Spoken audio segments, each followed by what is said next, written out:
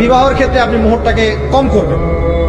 আপনি মোহর মানে মেয়ে থেকে বলছি, মেয়ের বাবা থেকে বলছি, সামর্থ্য অনুযায়ী করে, ছেলের সামর্থ্য অনুযায়ী করবেন, তার উপরে বোঝা চাপিয়ে দিবেন।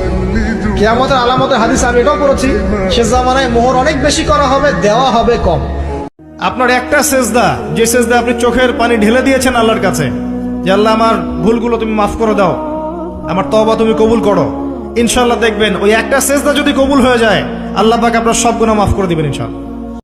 ছোটবেলা আমরাও মনে করতাম যে মানুষের জন্ম নিয়েছে, কি ভুলটা করলাম, হিসেব নিকেশ, জান্নাত জাহান্নাম, কত সমস্যা।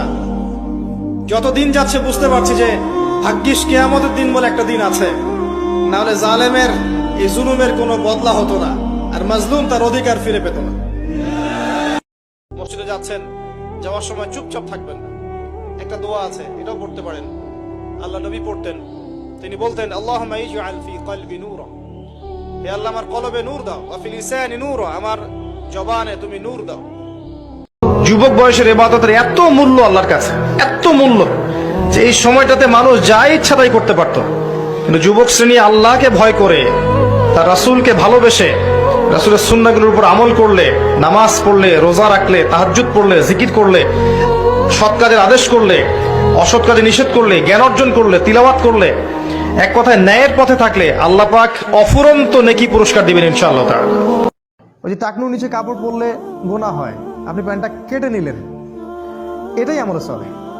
কারণ আপনি টাকনুর নিচে কাপড় পরতে চাচ্ছেন না, দাড়ি শেভ করতে হয় না, এই জন্য আপনি ছেড়ে দিয়েছেন। দাড়ি যতদিন থাকবে আপনি আমলে চলের মধ্যেই আছেন, কন্টিনিউয়াসলি নেকি লেখা হচ্ছে।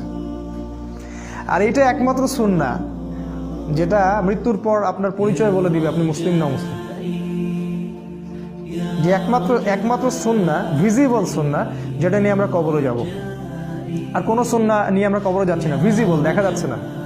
একমাত্র সুন্নাহ যেটা দেখা যাচ্ছে, এটা নিয়ে কবরে যাবে মানুষ, পাগড়ি নিয়েও যাবে না কবরে। নিজেকে নিয়ে ফিকির করবেন, অন্যের ফিকির বাদ দিবেন। অন্যের কথা পরে, কে কি করে, নামাজ পড়ে কিনা, কে কি বলে লেকচারে, কার কি সমালোচনা করে, সব বাদ। আগে নিজের চিন্তা করবো, আলাইকুম আনফুসাকুম, নিজের নফসের খবর নাও, বাস।